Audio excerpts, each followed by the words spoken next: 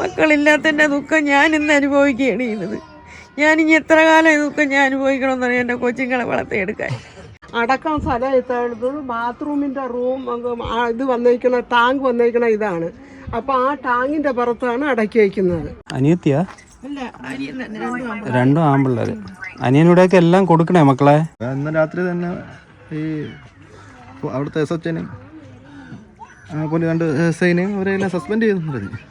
ബാക്കിയുള്ള ഒരു നടപടികളും നമ്മൾ അറിഞ്ഞിട്ടില്ല. ഇപ്പോൾ 2 കൊച്ചുങ്ങളെയും എൻ്റെ കയ്യിലാണ് ഇപ്പോൾ ഉള്ളത്. ഞാനും കൂടെ സഹായിച്ച് അവരെ ജീവിതം മുന്നോട്ട് പോകുള്ളൂ.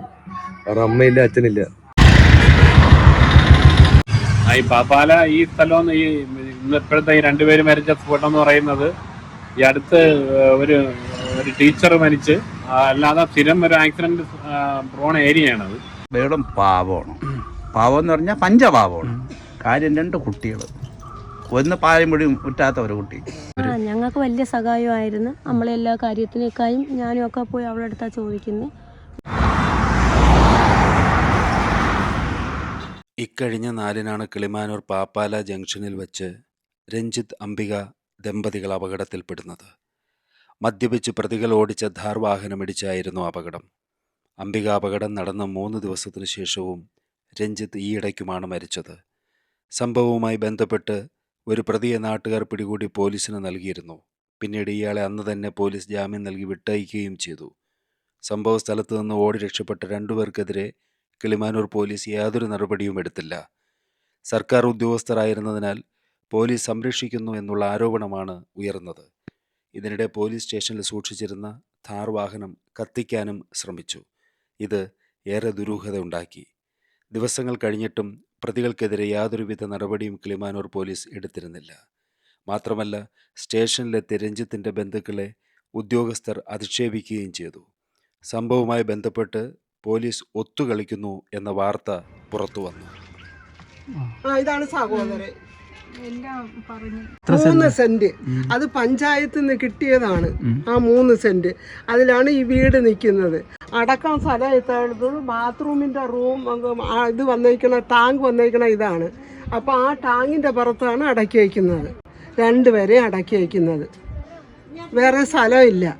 പിന്നെ ഇളയ കൊച്ചിന് 1.5 വയസ്സ്, മൂത്ത കൊച്ചിന് 5 വയസ്സ്.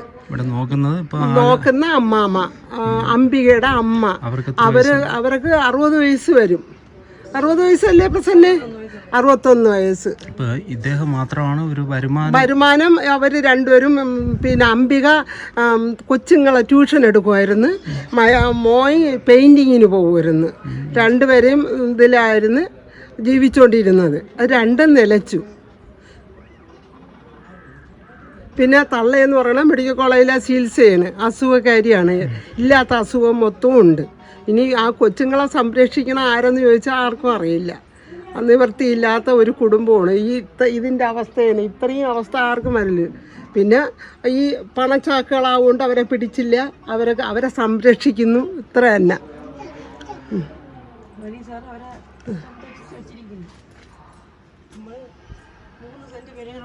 പഞ്ചായത്തിൽ നിന്ന് കിട്ടിയതാണ് എനിക്ക്. ഇതാണ് ഞാൻ അമ്മയുടെ അമ്മ. 3 സെന്റ് പെരേടോണ് പഞ്ചായത്തിൽ നിന്ന് കിട്ടിയതാണിത്. അതിലാണ് നമ്മളെല്ലാം. എനിക്കാണ് വയ്യാത്തത്. ഞാൻ മെഡിക്കൽ കോളേജിലെ ചികിത്സയിലാണ് ഇപ്പോഴും ജീവിക്കുന്നത്. ഇപ്പം ഈ കുഞ്ഞിനെ 2 കുഞ്ഞുങ്ങളെ അമ്മയെ നോക്കുക എന്നുള്ള ഒരു ദൗത്യം കൂടെ ഇപ്പം അമ്മയ്ക്കായി അല്ലേ? ഞാൻ പിന്നെ എന്ത് ചെയ്യാനൊക്കെ സാറേ, എൻ്റെ കുഞ്ഞുങ്ങൾക്ക് ഞാനേ ഉള്ളു. എനിക്കിനി എൻ്റെ ആവത്ത് എനിക്ക് അങ്ങനെയാണ്. പക്ഷേ എൻ്റെ ആവത്ത് എനിക്ക് അസുഖങ്ങളൊന്നും ഉണ്ടാവാതെ എന്താ എൻ്റെ കുഞ്ഞുങ്ങളെ ഒത്തിരി പ്രാപ്തിയായിട്ട് എനിക്ക് എന്തെങ്കിലും സംഭവിച്ചാൽ എനിക്ക് പ്രശ്നമില്ല. ഞാൻ ആ കണക്കിനാണ് ഇരിക്കുന്നത്. എൻ്റെ കൊച്ചുങ്ങളെന്നെ കൊണ്ട് നടന്നത് അതുപോലെയായിരുന്നു. പിന്നെ ഇനി എൻ്റെ ഒരിക്കലും ഒരു മോനുണ്ട്, അതാ നിൽക്കുന്നവൻ. അവനും ഉണ്ട്. നമ്മൾ 2 കൂടെയാണ് ഇപ്പം കൊച്ചുങ്ങളെ നോക്കുന്നത്. കൊച്ചുങ്ങൾക്ക് ആവത്ത് ഇപ്പം ഈ ഇടയ്ക്ക് വയ്യാതായി. ഇപ്പം തള്ളയും തന്തയും മരിച്ചതിന് വയ്യാതായി വേണ്ടി ആശുപത്രി കൊണ്ടുപോയി മരുന്നൊക്കെ വാങ്ങിച്ച് കൊണ്ടുവന്ന് 2 ദിവസം ഇപ്പോൾ കൊണ്ടുപോയി. കൊച്ചുങ്ങൾക്ക് പെട്ടെന്ന് നിന്നേലേക്കാണ് അസുഖങ്ങളുണ്ടാകുന്നത്. അവരുണ്ടെങ്കിൽ നമുക്കൊരു പാടുമില്ല. അത് പാതിരാത്രി ആയാലും 2 കൂടെ കൊണ്ടുപോകും എൻ്റെ മക്കളെ. മക്കളില്ലാത്തതിൻ്റെ ദുഃഖം ഞാൻ ഇന്ന് അനുഭവിക്കുകയാണ് ചെയ്യുന്നത്. ഞാനിനി എത്ര കാലം ഈ ദുഃഖം ഞാൻ അനുഭവിക്കണമെന്നറിയാം എൻ്റെ കൊച്ചുങ്ങളെ വളർത്തിയെടുക്കാൻ. ആരെയും ഒരു സഹായം ഇല്ല. ഈ അമ്മ കരഞ്ഞുകൊണ്ടേ ഇരിക്കുകയാണ്. അപ്പൊ കരയുന്ന അമ്മയുടെ മുഖം ഞാൻ എടുക്കുന്നില്ല. എന്തായാലും അവർക്ക് കൈത്താങ്ങ് കിട്ടിയേ പറ്റൂ. കാരണം ഈ 3 സെന്റില് ഈ കാണുന്ന ഇവിടെയാണ് ആദ്യമായിട്ട് ഒരാളെ സംസ്കരിച്ചത്. അവർക്ക് ഇടമില്ല. അടുത്ത ഇതിൻ്റെ തൊട്ടടുത്തായിട്ട് ഇവിടെ മറ്റൊരാളെയും സംസ്കരിക്കേണ്ടി വന്ന് ഒരുപക്ഷെ ഈ കഷ്ടതയുടെ മേൽ ഇടുത്തി വീണതുപോലെയാണ് ഇപ്പോൾ അവരുടെ അവസ്ഥ. വേറെ സ്ഥലവും സൗകര്യവും ഒന്നും തന്നെ ഇല്ല. ഇങ്ങോട്ട് കാണുന്നതെന്നൊക്കെ പറഞ്ഞു കഴിഞ്ഞാൽ കാട് പോലത്തെ ഒരു റബ്ബർ തോട്ടമാണ്. അപ്പോൾ ഇത് വാക്കുകൾ കൊണ്ട് പറഞ്ഞു വയ്ക്കേണ്ട ഒന്നല്ല. ഇവർക്ക് സീരിയസ് ആയ ഒരു ജീവിത പ്രതിസന്ധിയിൽ നിൽക്കുന്ന ഒരു കുടുംബമാണ്. നമ്മൾ നേരിട്ട് വന്ന് കാണുമ്പോൾ നമുക്കത് മനസ്സിലാവും. അപ്പോൾ തീർച്ചയായിട്ട് സർക്കാരിൻ്റെ ഭാഗത്തു നിന്ന് കിളിമാനൂർ പോലീസ് സ്റ്റേഷനിലെ അനാസ്ഥ കണ്ടെത്തുകയും അവിടെ ഏതാനും ഉദ്യോഗസ്ഥർക്ക് സസ്പെൻഷൻ കൊടുക്കുകയും ചെയ്തു. അന്വേഷണ വിധേയമായിട്ട് അവരെ വീട്ടിലിരിക്കാൻ പറഞ്ഞിട്ട് അടുത്ത് കുറേ ദിവസം കഴിയുമ്പോൾ അവർ വീണ്ടും ജോലിക്കെടുത്ത് കാര്യങ്ങൾ സെറ്റിലാക്കി പോകാൻ അധികാരവർഗത്തിന് കഴിയും. പക്ഷേ അടുപ്പ് പുകയാൻ ബുദ്ധിമുട്ടുന്ന ഈ വീട്ടിൽ ഇവിടെ വന്ന് കണ്ടാൽ തന്നെ അറിയും ആ ദുരിതപർവം എന്താണെന്ന്. അവർ സാധുക്കളാണ്. അന്നം കൊണ്ടുവന്ന ഒരാളെയാണ് ഇങ്ങനെ വഴിയിൽ കാലനെന്ന് തന്നെ പറയാം, പണത്തിൻ്റെ അധികാരത്തിൻ്റെ ഹുങ്കുള്ള ടാറ് കൊണ്ട് ഇടിച്ച് തകർത്തിട്ട് പോയത്. കണ്ടോ ഇവിടെ അത് ആ ഒരു 2 ജീവിതം ശൂന്യമാവുകയാണ്. അപ്പോൾ ഈ കാഴ്ച നമുക്ക് അസഹനീയമാണ്. ഹൃദയവേദന തന്നെയാണ് ഈ കാഴ്ച.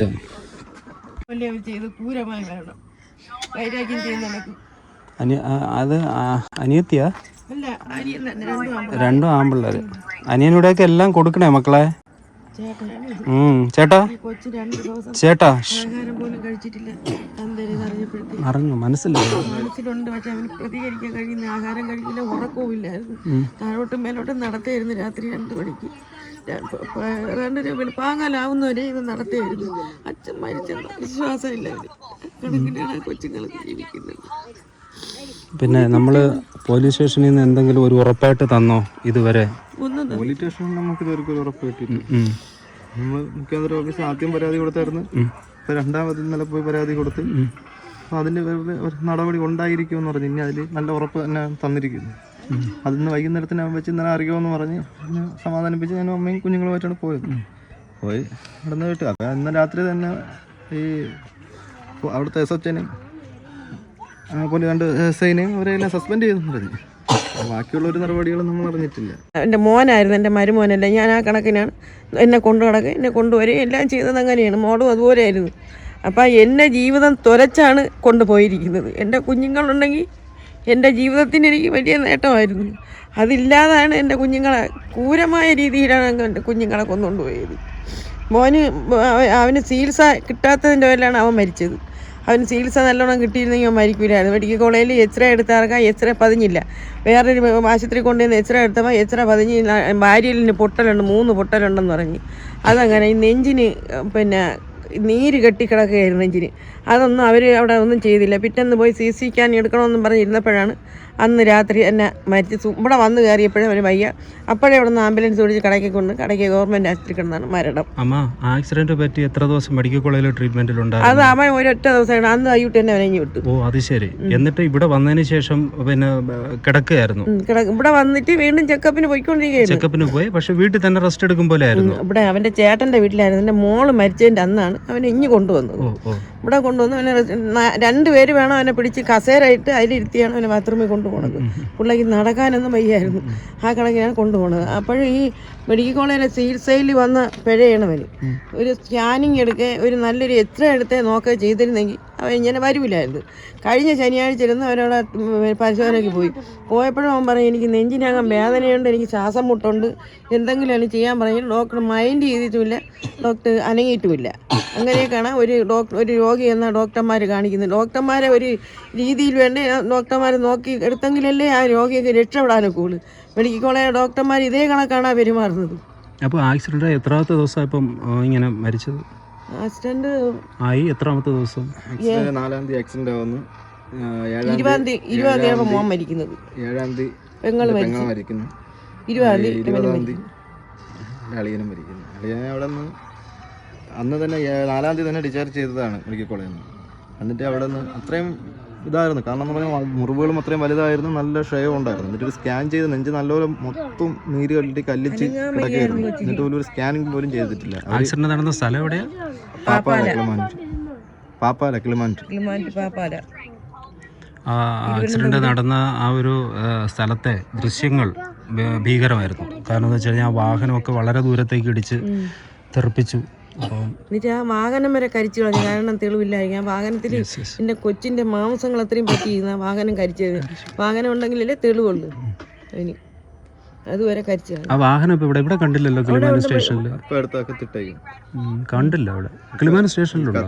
അളിയൻ മരിച്ചതിന്റെ ഒന്നും ആരോ കത്തിച്ചെന്ന് പറഞ്ഞു. അതെ, അതിനുശേഷം വരാനടുത്ത് അകത്തിട്ടേക്കാണ് സ്റ്റേഷനിൽ തന്നെ, കിളിമാനൂർ തന്നെ. അത് ഇത്ര വലിയൊരു ക്രൈം നടന്ന ഒരു വണ്ടി സൂക്ഷിക്കാനുള്ള സ്റ്റേഷൻ്റെ അകത്താണ് അവർ കൊണ്ടുപോയി റോട്ടിൽ കൊണ്ട് കളഞ്ഞിട്ടുണ്ട്. അന്നോട്ടെ ഇത് അവരെ ഇത് ആക്സിഡന്റ്. അപ്പോൾ ഈ കത്തിച്ചു എന്ന് പറയുന്നത് ഇടിച്ച ആൾക്കാർ തന്നെയാണോ? അത് നമുക്കറിയത്തില്ലല്ലോ. ആരാ കത്തിച്ചോ? ഇനി SHO തന്നെ കത്തിച്ചോ അതോ ഇനി മറ്റാരെങ്കിലും കത്തിച്ചോ? അല്ല, പോലീസ് സ്റ്റേഷനിലെ സംബന്ധിച്ച് CCTV ഉണ്ട്, അല്ലെങ്കിൽ അതിന്റെ പരിസരത്തുണ്ട്. CCTV ഇല്ലാത്ത സ്ഥലത്താണ് ഇവർ വണ്ടി കൊണ്ടിട്ടേക്കുന്നത്. ഓക്കെ, എന്നാലും കത്തിച്ച ആ സമയത്ത് വെച്ചിട്ട് സാഹചര്യം വെച്ചിട്ട് വന്ന വണ്ടികൾ ആ സ്ഥലത്തേക്ക് കറങ്ങിയതല്ലേ?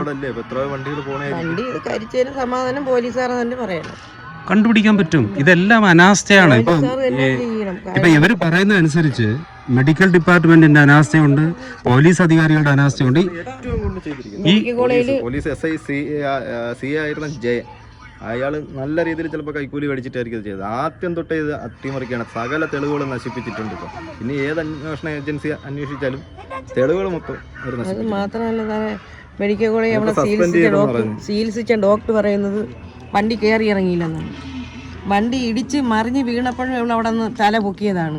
ആ നിന്ന ആൾക്കാർ അത്രയും പറഞ്ഞു. എൻ്റെ മരുമോനും പറഞ്ഞു വണ്ടി എടുക്കല്ലേ എന്ന് പറഞ്ഞിട്ട് ഒരു കേൾക്കാതാണ് എൻ്റെ കൊച്ചിൻ്റെ ദേഹത്തൂടെ കയറ്റി ഇറക്കിയാണ് ആ കൊച്ചിനെ കൊന്നത്. ഇല്ലെങ്കിൽ ആ കൊച്ചു മരിക്കില്ലായിരുന്നു. അപ്പോൾ ആ അത്രയും ക്രൂരമായ ഒരു മരണം ചെയ്തിട്ട് ആ പ്രതികളെ പിടിക്കാൻ ഇന്നുവരെയും പോലീസുകാർക്ക് ഒത്തില്ല. പോലീസുകാർ കൈക്കൂലി പ്രകാരം പോവുകയാണ് ചെയ്യുന്നത്. നമുക്ക് പണം ഇല്ല സാറേ കൊടുക്കാൻ, നമുക്ക് ഒരു പൈസയും ഇല്ല, നമ്മൾ പാവപ്പെട്ടവർ. സാറ് വന്ന് കണ്ടെടുത്തോളം സാറിന് മനസ്സിലായില്ലേ നമ്മളെ ജീവിതം എന്താണെന്നുള്ളത്. എനിക്കിനി കൂടി കുട്ടികളെ ഞാൻ എങ്ങനെ വളർത്തിയെടുക്കും എന്നുള്ളതാണ് എനിക്ക് പേടിയായിട്ടിരിക്കുന്നത്. ഈ സാധുക്കൾക്ക് ഏത് സിസ്റ്റമാണ് പ്രൊട്ടക്ഷൻ കൊടുക്കുന്നത്? ഏത് സംവിധാനമാണ് അവർ വിശ്വസിക്കേണ്ടത്? ഇത് വന്നൊന്ന് കാണണം. നിങ്ങൾ AC റൂമുകളിൽ ഇരുന്ന് ചിന്തിക്കുന്നത് പോലെ, പേപ്പർ വർക്ക് ചെയ്യുന്ന പോലെ അല്ല ഇത്. ഈ കാഴ്ചകൾ ഹൃദയം നുറുങ്ങുന്ന കാഴ്ചയാണ് ഇവിടെ വന്നാൽ. ഓരോ കളിപ്പാട്ടങ്ങൾ വേണമെന്ന് പറയാനും നിർബന്ധം പിടിക്കാനും ഇനി ആ കുഞ്ഞുമക്കൾക്ക് അവരുടെ പ്രിയപ്പെട്ട അമ്മയില്ല, അച്ഛനില്ല. അങ്ങിങ്ങായി ചിതറിക്കിടക്കുന്ന കളിപ്പാട്ടങ്ങൾ കാണുമ്പോൾ നോവാണ്, വേദനയാണ്. ആരുടെയൊക്കെയോ അനാസ്ഥകളെക്കുറിച്ചാണ് അവർ കൂടുതലും പറഞ്ഞുകൊണ്ടേയിരുന്നത്. മെഡിക്കൽ കോളേജിനെ സംബന്ധിച്ച സംവിധാനം പ്രതിക്കൂട്ടിലാവുന്ന സംഭവങ്ങൾ നമ്മൾ മുൻപും കണ്ടിട്ടുള്ളതാണ്. ഇവിടെ ഏറ്റവും പ്രധാനപ്പെട്ടത് അവരുടെ സ്കൂട്ടറിൽ ഒരു ഥാർ വാഹനം വന്നിടിക്കുന്നു. ഇടിച്ച് തെറിപ്പിച്ച് വീണ്ടും ആ വാഹനം തന്നെ പിന്നിലോട്ടെടുത്ത് ഇവിടുത്തെ ആ ഗൃഹനാഥയുടെ ദേഹത്തൂടി കയറ്റി ഇറക്കുന്നത് ഗൃഹനാഥൻ കിടന്ന് കാണുകയാണ്, നിലവിളിക്കുകയാണ്, വണ്ടി പുറകോട്ടെടുക്കരുതേ എന്ന്. ഇതിൻ്റെ CCTV ഫൂട്ടേജ് നമ്മൾ വാർത്തകളിലൂടെ കണ്ടതാണ്. സാധാരണ ഇത്തരം സോഷ്യൽ മീഡിയയിലൂടെ നമ്മളൊരു വാർത്ത അറിയിക്കുമ്പോൾ അതിലെ നിജസ്ഥിതിയെ വളരെ വിശദീകരിച്ച് വ്യക്തമായി പറയാൻ സാധിക്കില്ല. അത് നിയമം മൂലം തടസ്സമുള്ളതാണ്. അതുകൊണ്ടാണ് ദൂരെ കൂടി കാര്യങ്ങൾ പറയുന്നത്. അത് സാധാരണ ആൾക്കാർ പറയും വാലും തുമ്പുമില്ലാതെ വാർത്ത പറഞ്ഞു എന്ന്. ഒരു പ്രൈം ചാനലിൽ വാർത്ത പറയുന്നത് പോലെ നമുക്കിവിടെ അത് പറയാൻ സാധിക്കില്ല എന്നുള്ളത് കൊണ്ടാണ്. പിന്നെ കാര്യങ്ങൾ വ്യക്തമായി മനസ്സിലായി എന്നെനിക്ക് തോന്നുന്നു. ഈ വീട്ടിൽ ഇന്ന് ആ പിഞ്ചു ബാല്യങ്ങളുടെ അമ്മയും അച്ഛനും ഇല്ലാണ്ടായിരിക്കുന്നു. മാസത്തിൻ്റെ തുടക്കം, അതായത് 4-ാം തീയതിയാണ് ആക്സിഡൻ്റ് ഉണ്ടാവുന്നത്. 3 ദിവസം കഴിഞ്ഞ് 7-ാം തീയതി അമ്മയെ മരിച്ച് ആ കുട്ടികളുടെ അടുത്തേക്ക് കൊണ്ടുവരുന്നു. അത് കഴിഞ്ഞതിന് ശേഷം അച്ഛൻ കിടപ്പിലായിരുന്നു, പക്ഷെ മെഡിക്കൽ കോളേജിൽ വേണ്ടുന്ന ചികിത്സ നൽകിയില്ല എന്ന് കുടുംബം ആരോപിക്കുന്നു. വെറും പാവമാണ്. പാവം എന്ന് പറഞ്ഞാൽ പഞ്ചപാവമാണ്. കാര്യം 2 കുട്ടികൾ, ഒന്ന് പായം മുടി മുറ്റാത്ത ഒരു കുട്ടി എന്ന് എനിക്ക് പറയാൻ. ഇവിടുത്തെ കൊച്ചുങ്ങളൊക്കെ ട്യൂഷൻ വിടുന്നുണ്ടോ? പിന്നെ എൻ്റെ കൊച്ചിന് 10-ാം ക്ലാസ്സാണ്. അവൾ വന്ന് പറഞ്ഞു കൊടുക്കും, കാര്യങ്ങളെല്ലാം ചെയ്തു കൊടുക്കും, എല്ലാം ചെയ്തു കൊടുക്കുന്നതാണ്. നമ്മളോട് സംസാരിച്ച ആ ചേട്ടൻ്റെ, അതായത് ആ ചേട്ടനാണ് ഇത്രയും നമ്മളോട് സംസാരിച്ചത്. ചേട്ടൻ്റെ ഭാര്യ നമ്മളോടൊപ്പം ഉണ്ട്. അപ്പോൾ ആ കാണുന്ന വീടും ഈ വീടും തമ്മിൽ വളരെ അടുത്താണ്. നേരത്തെ സംസാരിച്ച ചേട്ടന് ചില്ലറ പ്രശ്നങ്ങളൊക്കെ ഉണ്ട്, ശാരീരികമായിട്ട് അത് നേരത്തെ പറഞ്ഞായിരുന്നു. അപ്പോൾ മരുന്നിനെ കുറിച്ച് അല്ലെങ്കിൽ എന്തെങ്കിലും അതുമായിട്ട് ബന്ധപ്പെട്ട സംശയങ്ങളൊക്കെ ഈ കുട്ടി വന്ന് മാമ എന്ന് പറഞ്ഞ് വിളിച്ച് വളരെ സ്നേഹത്തോടെ പറഞ്ഞു കൊടുക്കുകയും ഹെൽപ്പ് ചെയ്യുകയും ചെയ്തതാണ്. ഇപ്പം ആ വീട്ടുകാർക്ക് മാത്രമല്ല നഷ്ടം, ശരിക്കും പറഞ്ഞു കഴിഞ്ഞാൽ നല്ല അയൽക്കാരാണ് ഇവിടെ ഉള്ളത്. നമുക്ക് അവരോട് തന്നെ ചോദിക്കാം ഇതിനെക്കുറിച്ച് എന്താ. വലിയൊരു നഷ്ടം തന്നെയല്ലേ, നല്ലൊരു സുഹൃത്ത് എന്ന നിലയ്ക്ക് കൂടിയായിരുന്നു. ഞാൻ പോകുന്ന സ്കൂളിൽ അവൻ്റെ സ്കൂളിലെ ആൻറ്റിയാണ്, അവനെ ഞാനാ കൊണ്ടുപോകുന്നത്. അതേപോലെ എല്ലാ കാര്യത്തിനും വീട്ടിൽ വരും, നമ്മൾ ഒരു സഹായി ആയിരുന്നു. പക്ഷെ അവൾക്ക് അങ്ങനെ വന്ന കയറ്റി ആ വണ്ടി ഇങ്ങനെ കയറ്റി ഇറക്കി അവരെന്തുമായാലും കർശനമായി അവരെ പിടിച്ച് എന്തെങ്കിലും ചെയ്താൽ വളരെ ഉപകാരമായിരുന്നു. ഈ 2 കുട്ടികൾ മാത്രമേ ഉള്ളൂ, തന്തയില്ല തള്ളയില്ല. ആ തള്ള ഒരു രോഗിയാണ്, അവൾ അംബികയുടെ അമ്മ. ഇനിയൊരു സഹോദരൻ മാത്രമേ ഉള്ളൂ, അതൊരു പെണ്ണ് കെട്ടി 2 കൊച്ചുങ്ങളായ പിന്നെ ഇവർക്കുമായിട്ട് ഒരു ബന്ധവും ഇല്ല. പിന്നെ ഈ വല്ലപ്പോഴും അച്ഛൻ്റെ ആൾക്കാർ വന്ന് നോക്കുന്ന മാത്രമല്ലേ ഉള്ളൂ. പിന്നെ ഈ അയൽവക്കമായ ഞങ്ങൾ മാത്രമേ ഉള്ളൂ അവർക്ക് സഹായി. പിന്നെ മേളിലൊരു വീടുണ്ട്, ലളിതമാമ എന്ന് പറയുന്നത്, അവരെ സഹായവും ഉണ്ട്. അത്രയും മാത്രമേ ഉള്ളൂ, അല്ലാതെ ഇവിടെ വേറെ ഒന്നുമില്ല. ഇവർക്ക് എന്ത് വന്നാലും ഈ കുട്ടികളെ എന്തെങ്കിലും ചെയ്ത് നല്ല രീതിയിലാക്കണമെന്നുള്ള താല്പര്യമാണ് നമുക്ക്. കാരണം എന്ന് വെച്ചാൽ വേറെ ഒരു ഇതും ഇല്ല അവർക്ക്. ഈ 3 സെൻറ്റ് ഭൂമി മിച്ചഭൂമിയാണ്, പിന്നെ അവർക്ക് പഞ്ചായത്തിൽ നിന്ന് കിട്ടിയ വീടാണ്, വേറെ ഒന്നുമില്ല, വരുമാനമൊന്നുമില്ല. അപ്പോൾ ആ ചേച്ചിക്ക് ജോലിക്ക് പോകാൻ പറ്റത്തില്ല. ഈ കുട്ടികളെ നോക്കണമെങ്കിലും എന്തെങ്കിലും സഹായം കിട്ടിയാലേ പറ്റത്തുള്ളൂ. ഇവരിൽ നിന്നും കിട്ടുമെങ്കിൽ വളരെ സന്തോഷം. പക്ഷെ ഒരിക്കലും പ്രതീക്ഷിച്ചില്ല ഇങ്ങനെ പെട്ടെന്ന് ഇവർ രണ്ടുപേരും പറ്റിയില്ല എന്ന് വെച്ചാൽ ഇത്രയ്ക്ക് 29 വയസ്സായി കുട്ടി ഇങ്ങനെ വന്ന് അന്ന് നമ്മളിങ്ങനെ പോണ് ചേച്ചി എന്ന് പറഞ്ഞിട്ട് പോയതാ. അപ്പോൾ ഇവർക്ക് അങ്ങനെ വന്നപ്പോൾ നമുക്ക് എന്ത് വിഷമമാണെന്നറിയാം. ഇന്നും എൻ്റെ കുട്ടിക്ക് എന്നെ പനി പിടിച്ച് ചേച്ചിക്ക് ഇങ്ങനെ വന്നു എന്ന് പറഞ്ഞപ്പോഴും അതുപോലെ തന്നെ എല്ലാവരും ഇതിലങ്ങ് ആകെ തകർന്നു പോയി. മറ്റേതൊരു 6 വയസ്സായ സുഖമല്ലാത്തവർക്ക് അപ്പോഴെന്ന് പറഞ്ഞാൽ നമുക്ക് വളരെ സഹായമുള്ള ഒരു കൊച്ചാണ്. ഞാൻ എന്ന് പറഞ്ഞാൽ ഹാർട്ട് പേഷ്യൻ്റാണ്. അപ്പോൾ എൻ്റെ തുണ്ടുകളൊക്കെ നോക്കുന്നതും ഈ കൊച്ചായിരുന്നു. കൂടെ പറഞ്ഞ് വന്ന് ഓരോ കാര്യങ്ങളൊക്കെ ചെയ്തു തരുന്നത് ആ കൊച്ചാണ്. അപ്പോൾ ഈ കൊച്ചിനൊരു നീതി കിട്ടണം. ഉദ്യോഗസ്ഥന്മാരെന്ന് പറഞ്ഞാൽ വേറെ കാര്യം, ഇന്ന് അവർ നമ്മളെ പാർട്ടി ഭരിച്ചുകൊണ്ടിരിക്കുന്നു, അവർ ഇതുപോലെ അവർക്ക് ഹെൽപ്പ് ചെയ്ത് കൊടുത്തുകൊണ്ടിരിക്കുന്നവരാണ് ഈ ഉദ്യോഗസ്ഥന്മാരെ. എൻ്റെ കണക്ക് പറയുകയാണെങ്കിൽ 100% ഈ ഉദ്യോഗസ്ഥന്മാരെ സർവീസിൽ നിന്ന് സസ്പെൻഡ് ചെയ്ത് ലൂട്ടിയിൽ നിന്ന് തന്നെ മാറ്റണം. അതാണ് ഏറ്റവും ചെയ്യേണ്ട നീതി എന്ന് പറയുന്നത്.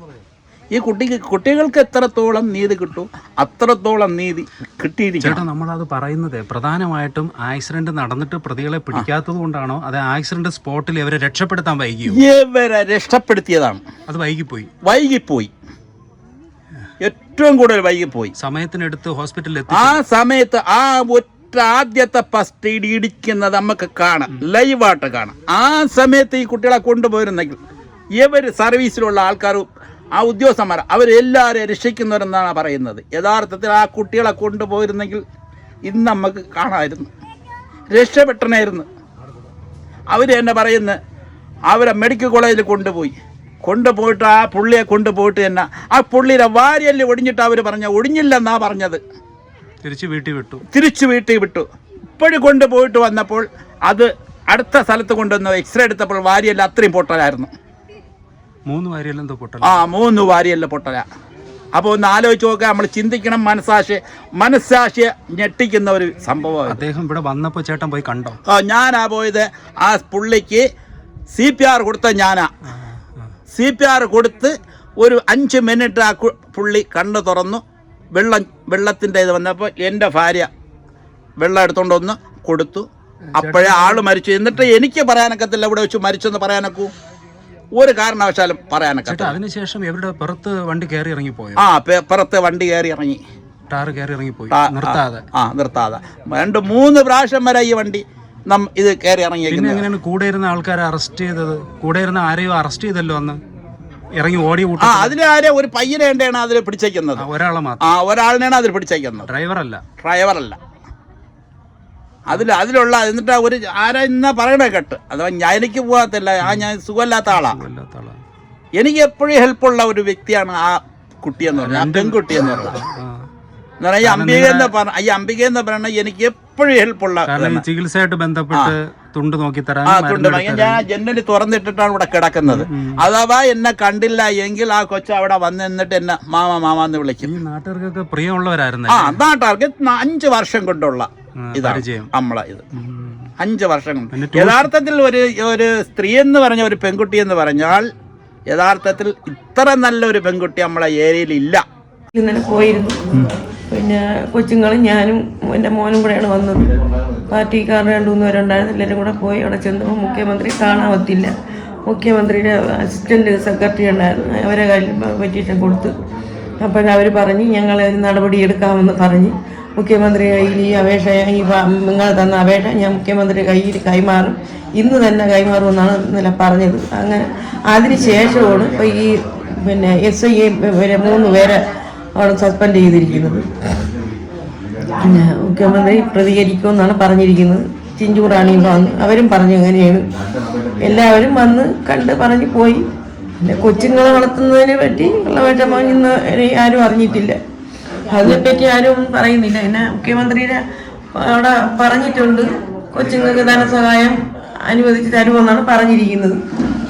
അവരെ മോനെ ചെല്ലാൻ പറഞ്ഞ് കൊച്ചുങ്ങളെയും കൊണ്ട് പോകാൻ എന്നെ കൊണ്ട് പറ്റൂല, എന്നറിയാൻ വലിയ ബുദ്ധിമുട്ടാണ് ഈ കൊച്ചുങ്ങളെയും കൊണ്ട് ഞാൻ പോകാൻ. അതിനെ കൊണ്ട് ഈ മോനെ ചെല്ലാൻ പറഞ്ഞിട്ടുണ്ട്. അപ്പോൾ അവിടെ നിന്ന് ധനസഹായം തരാമെന്നാണ് അവർ പറയുന്നത്. പിന്നെ വേറെ വിശേഷമായിട്ട് എനിക്ക് ഈ കുട്ടികളെ കൊന്നോമാരെ പിടിച്ച് അവർക്ക് നീതി, അവരെ പിടിച്ചവരൊക്കെ അവരെ ജയിലിൽ അടയ്ക്കുന്നത് വരെ എനിക്ക് സങ്കടം സഹിക്കൂല. കാരണം എൻ്റെ കുട്ടികളെ ക്രൂരമായി കൊന്നോന്മാരാണ്. എൻ്റെ മരുമോന് ചികിത്സപ്പെടുമ്പോണ്ടാണ് എൻ്റെ മരുമോൻ മരിച്ചത്. അല്ലെങ്കിൽ അവൻ ജീവിച്ചിരുന്ന എൻ്റെ കുട്ടികൾക്ക് തന്തയെങ്കിലും കണ്ടനെന്ന് അതുപോലും ഇല്ലാതാക്കിയ മനുഷ്യരാണ് അവർ. അവരെ എങ്ങനെ ഞങ്ങൾ പ്രതികരിക്കണോ ഞങ്ങൾ പറയും സാറേ, ഞങ്ങൾക്ക് അറിഞ്ഞുകൂടാ. ഈ പോലീസുകാർ അവരൊക്കെ സൈഡ് നിൽക്കുന്ന പോലീസുകാർ അവരെ ഒരു പണച്ചാക്കുകളാണെന്ന് പറയുന്നത്, പണം വാരി എറിയുന്നു. ഈ പണം കൊണ്ട് അവർ നേടട്ട്, പക്ഷേ ഞങ്ങൾക്ക് നീതി തന്നെ വേണം. എൻ്റെ കൊച്ചുങ്ങളെ എനിക്ക് വളർത്തിയെടുക്കണം, എന്നെ കൊണ്ട് പറ്റൂല. ജോലിക്കിറങ്ങി പോകാൻ എനിക്ക് ഞാൻ അസുഖക്കാരിയാണ്. അതുകൊണ്ട് എനിക്കത് നീതി കിട്ടിയേ പറ്റുള്ളൂ, അല്ലാതെ എന്നെ കൊണ്ട് പറ്റൂല സാറേ. അപ്പം ഞാനങ്ങ് കഴിച്ച് അങ്ങനെ ജീവിക്കുകയാണ് ചെയ്യുന്നത്. നമ്മൾ പറയാറില്ലേ, സ്ഥലത്തെ പ്രധാന പയ്യൻസ് ഒന്ന് പല രീതിയിലും അങ്ങനെയുള്ളവരാണ് കേട്ടോ ആ ഥാറ് ഓടിച്ചിരുന്നവർ. അവരെക്കുറിച്ച് കൂടുതൽ വിവരങ്ങളൊക്കെ ഇപ്പോൾ പുറത്തു വരുന്നുണ്ട്. അവർ ഗവൺമെൻറ്റിനും അധികാരികൾക്കുമൊക്കെ വേണ്ടപ്പെട്ടവരാണ്. പക്ഷേ ഇവിടെ സ്വന്തം അമ്മ നഷ്ടപ്പെട്ട കുഞ്ഞുങ്ങളുണ്ട്. അമ്മ വരപ്പിച്ച ചിത്രം, അമ്മ ചെയ്യിപ്പിച്ച ഹോംവർക്ക്, അച്ഛൻ വാങ്ങിത്തന്ന കളിപ്പാട്ടം, അച്ഛൻ വാങ്ങിത്തന്ന കുഞ്ഞുടുപ്പുകൾ, അമ്മ പകർന്നു തന്ന അക്ഷരങ്ങൾ, ഇങ്ങനെ പറഞ്ഞ് ഓരോന്ന് എന്നെ കാണിക്കുമ്പോൾ എനിക്ക് താങ്ങാവുന്നതിലും അപ്പുറമായിരുന്നു വേദന. അവർക്ക് വേറെ 10-20 പിള്ളേരൊക്കെ ഉണ്ടായിരുന്നു. ഇവിടെ വെച്ച് പഠിപ്പിക്കുമായിരുന്നു.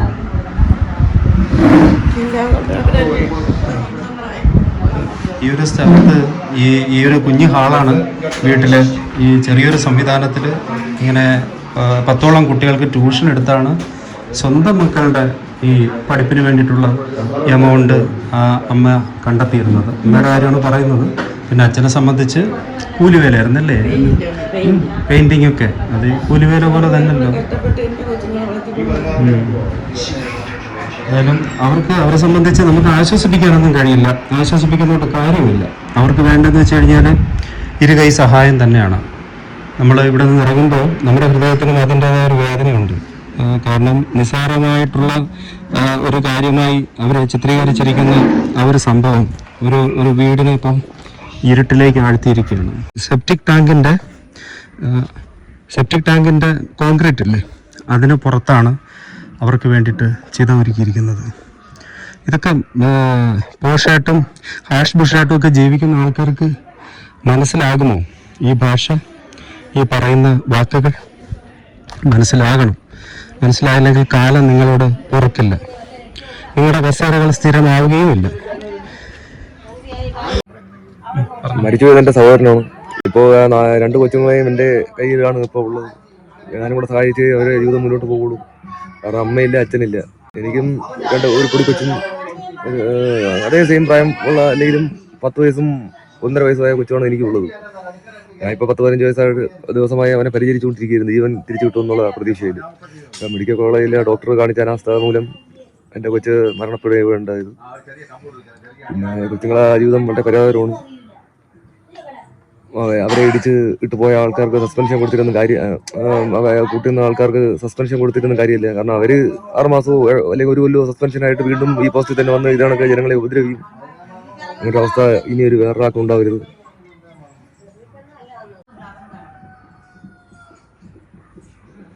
ഈ മരിച്ചുപോയ രഞ്ജിത്ത് എൻ്റെ സഹോദരൻ മാത്രമല്ലായിരുന്നു, എൻ്റെ മോനും എൻ്റെ ഒരു സുഹൃത്തുമായിരുന്നു. എനിക്ക് എന്തെങ്കിലും പറഞ്ഞ് വിളിക്കാനും മറ്റും അവനും മാത്രമേ ഉള്ളായിരുന്നു ജീവിതത്തിൽ.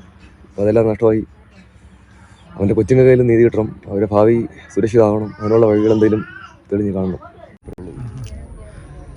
അതായത് പിന്നെ ലൈഫ് മിഷൻ ലൈഫ് മറ്റേ മണ്ണും വീടും മണ്ണും വീടും, അതായത് മണ്ണും കൊടുത്തു, വീടും മണ്ണിനുള്ള അതും കൊടുക്കും, ഒരു വീട് വയ്ക്കാനുള്ള പൈസയും കൊടുത്തു, അങ്ങനെ ചെയ്തിട്ടുണ്ട്. അത് ശരി. അത് ആരുടെ കാലത്താണ് ചെയ്തത്? അതിപ്പോ ഈ അമ്മയുടെ കാലത്ത്, അമ്മ വയ്യാത്ത രോഗിയായോണ്ട് അവർക്ക് കിട്ടിയാണ്. അതല്ല ഞാൻ ചോദിച്ചത്, ആരുടെ ഭരണകാലത്ത്?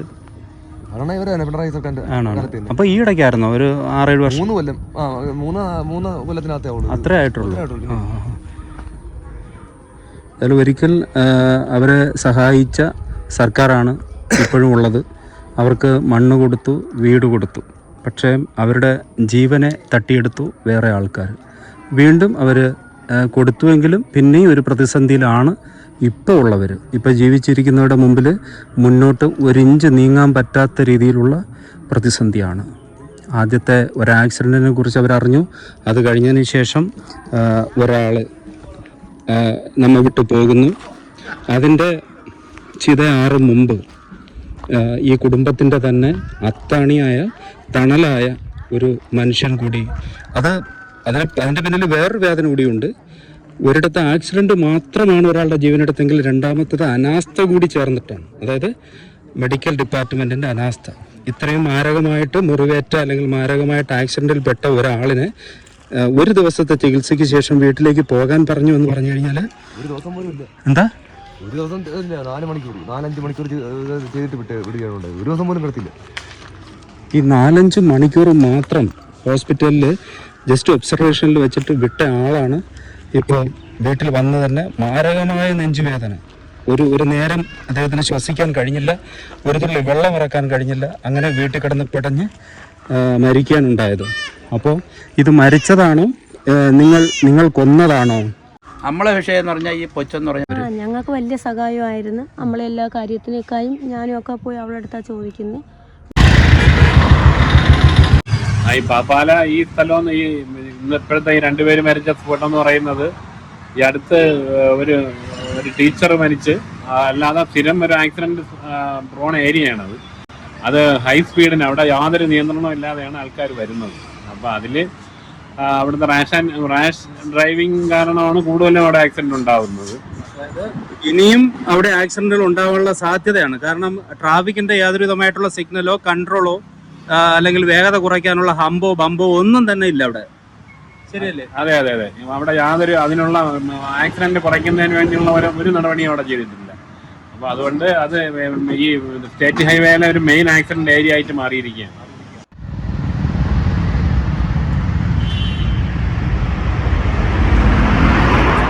രാഷ്ട്രീയ മതവ്യത്യാസമില്ലാതെ നാട്ടുകാർ ഒന്നാകെ ഇവിടെ ഈ പോലീസ് സ്റ്റേഷൻ്റെ മുൻപിൽ പ്രതിഷേധമായിരുന്നു.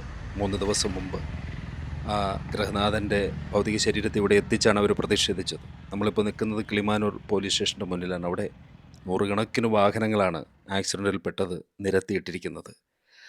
പല കേസുകൾ കൈകാര്യം ചെയ്യുന്നവർക്ക് ഇതുപോലെ ഒരു കേസിനെക്കുറിച്ച് അല്ലെങ്കിൽ ഒരു വീടിനെക്കുറിച്ച് എന്താണ് അവർക്ക് കൂടുതൽ ശ്രദ്ധ വയ്ക്കാൻ, അല്ലേ? അങ്ങനെയാണ്. മനുഷ്യൻ്റെ ജീവൻ അത്രയൊക്കെ വിലയുള്ളൂ. മെഡിക്കൽ കോളേജിൽ അനാസ്ഥയാണെങ്കിൽ അവിടെ അവർ സമരം ചെയ്തനെ. പോലീസ് സ്റ്റേഷനിൽ അനാസ്ഥയാണെങ്കിൽ ഇവിടെ സമരം ചെയ്തനെ. ഇത് എല്ലായിടത്തും അനാസ്ഥയാണെങ്കിൽ അവരെവിടെയൊക്കെ പോയി സമരം ചെയ്യും? കഷ്ടം. അധികാരികളെ കണ്ണു തുറക്കൂ. കാരണം ഇത് വിമർശനങ്ങൾ മാത്രമല്ല കേട്ടോ, ഇത് ഒരു വെറുപ്പിക്കൽ കൂടിയാണ്. നിങ്ങളെ വെറുത്തു പോവില്ലേ ലോകം? അതുകൊണ്ട് ഇവർക്ക് എന്താണ് ഏറ്റവും പ്രധാനമായിട്ട് വേണ്ടത് എന്ന് ഇവിടെ വന്ന് കണ്ട് മനസ്സിലാക്കി അത് ചെയ്തു കൊടുക്കാൻ കനിവുണ്ടാവണം. അല്ലെങ്കിൽ അവരെന്നോട് പറഞ്ഞതനുസരിച്ച് അവർ തീർച്ചയായും തുടർന്ന് മനുഷ്യാവകാശ കമ്മീഷനിലേക്ക് വരെ കാര്യങ്ങൾ പോകുന്ന രീതിയിലാണ് അവരുടെ ഇപ്പോഴുള്ള മാനസിക വിഷമം. അതവർ ചെയ്യുകയും ചെയ്യും. അതിനു മുമ്പ് എന്താണ് ഇവർക്ക് വേണ്ടി ചെയ്യാൻ പറ്റുക? പ്രതികളെ പിടിക്കുക, നിയമത്തിൻ്റെ മുന്നിൽ കൊണ്ടുവരിക, ഈ കുട്ടികളുടെ വിദ്യാഭ്യാസം ഉൾപ്പെടെയുള്ള ആ അമ്മയുടെ ചികിത്സ അടക്കമുള്ള കാര്യങ്ങളുടെ ധനസഹായം നൽകുക മുതലായിട്ടുള്ള കാര്യങ്ങളാണ് അവർ ആവശ്യപ്പെടുന്നത്. എന്തായാലും ഈ വീഡിയോ വളരെ വലുതായിപ്പോയി. ഇത്ര നേരം ഒപ്പമുണ്ടായിരുന്ന പ്രേക്ഷകർക്ക് ഒരുപാട് നന്ദി.